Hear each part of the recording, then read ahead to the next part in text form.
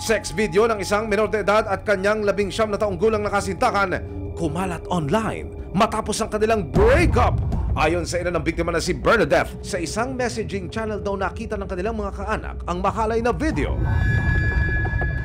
May mga group chat po yung mga kabataan eh. Nagpapasahan po ng mga sex video po ng mga bata po eh. Tapos po yun, kasama po yung anak ko dun. Tapos pinorward lang po ng hipag ng kapatid ko yung video. Kaya po natanggap ko po yung video dito po sa Maynila na po kung saan po kami nakatira ngayon. Wala po akong lakas ang loob na sabihin sa kanya yung direct to the point po na kakausapin ko siya. Sa paintulot ng kanyang mga magulang, nakapanayam ng resibo ang biktimang si Luna. Kwento niya, 13 taong gulang lang siya nang makilala niya si James sa isang social media application. Nagkakilala po kami sa chat lang po. Nag-chat po siya sa akin, nagre-reply siya sa story ko. Tapos mga ilang buwan, nireplyan ko na po siya. 13 years old po ako noon. Nung nagkita po kami, hinawakan niya agad yung bewang ko. Nanligaw po siya. Tapos pumayag naman po ako. May mga time na nagiging touchy na siya. Tapos po yung gusto niya po ko halikan. Hindi ko po alam na ganun pala pag pag mag-girlfriend, boyfriend na, pwede mo na siya ganun hawakan. Pero makalipas ang 11 buwan, nagtapos din daw ang kanilang relasyon. Before pa po ako umalis, nag-cheat na po siya sa akin. Nakita ko po may kausap siyang iba, may nakaka-meet up siyang iba. May nakakita din po ako, nakikipagtalik siya, may video po. Nakapag-break po ako. Ang relasyon na nauna ng hinadlangan ni Bernadette, nadagdagan ng panibagong dagok ng kumalat na ang pribadong video ni Luna at James matapos ang hiwalayan. Yung relo po na suot niya po, yung sa video po, makikita ko po dun sa social media niya. Sana humingi ka na lang ng sorry sa amin, hindi pa rin na tayo mantong sa ganito eh. Hindi namin deserve.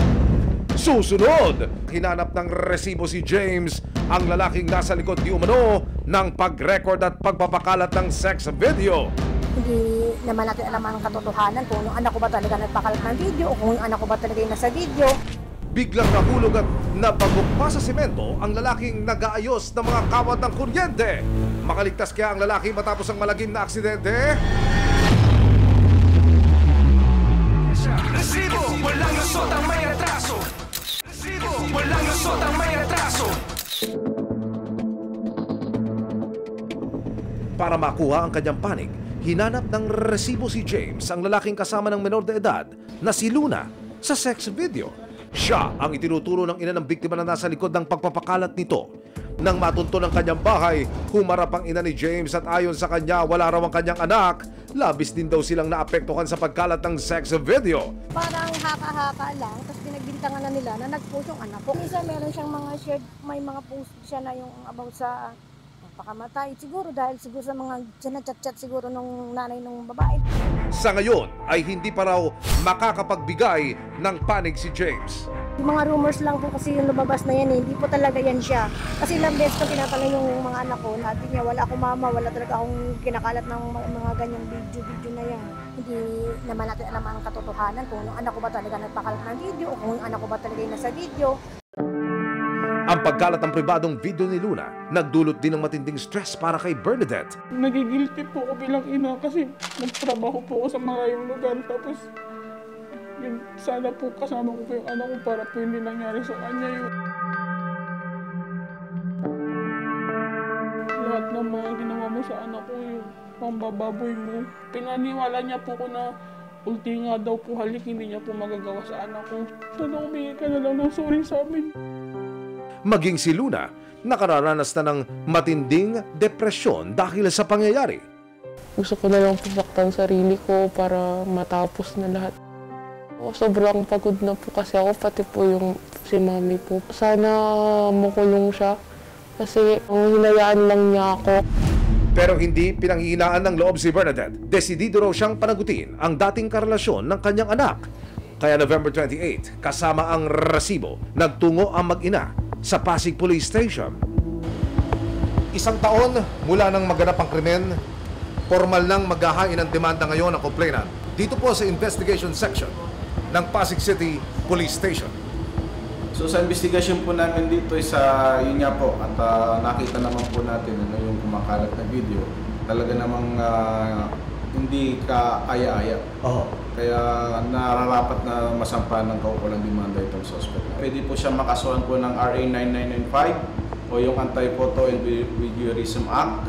At dun sa ginawa niya panggagahasa dun sa minor de edad, which is 14 years old lang siya during that time, pwede po siya makasuhan ng RA 11648 o yung bagong batas natin, stronger penalty sa kasong rape and child exploitation po. So, nakipag-coordinate na po kami siya sa Anti-Cybercrime Unit para po sa agarang pagkakamura nitong sexual video na kumakalat ng ating biktima. Sa payo ng mga otoridad, inilapit si Luna sa National Center for Mental Health para magsagawa ng intervention sa dalaga. Para kay Bernadette, hindi raw siya titigil hanggang makamit ng kanyang anak ang hustisya. Sabi ko, suportahan po namin siya. Kahit po na ano pong sabihin ng ibang tao, gagawin po namin yung lahat ng paraan.